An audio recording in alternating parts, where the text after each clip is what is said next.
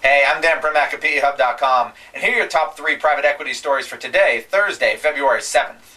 Well, leading us off are a pair of deals which could best be described as take-publics, but they're not IPOs. Instead, one is a private equity-backed company, one is a venture capital-backed company, and they're both going to the public markets via reverse mergers with SPACs, or special purpose acquisition companies. In fact, one banker recently told me that this could be the year of the SPAC, because there have been so many of them raised, and there are so many venture capital and private equity-backed companies that need to exit somehow.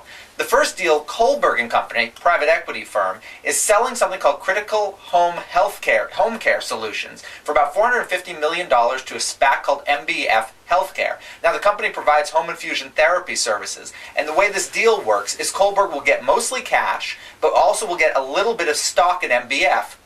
The other deal is something called Dynagen, which is a venture capital-backed pharma company. It's going for about $144 million, almost all of which is stock in Apex Biosciences, which is the SPAC. Expect lots more of these deals to occur over the remainder of the year.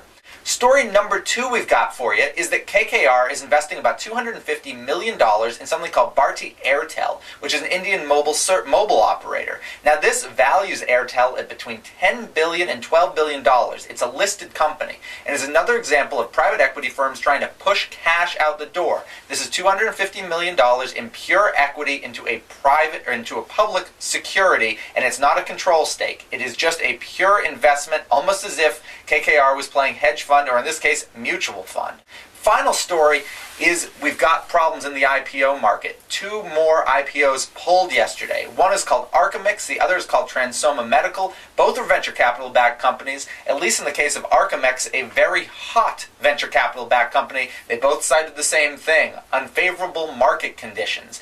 There are not many venture capital-backed IPO candidates left in the pipeline, just a couple dozen, and it's questionable how many of them will get out. There's only been one so far this year. This is the latest in the year, at least since I've been doing this, that there's only been one that's made it public. I've been Dan Primack for peHUB.com. Make sure to check the site all day for more news and analysis, and tomorrow morning for another Top 3.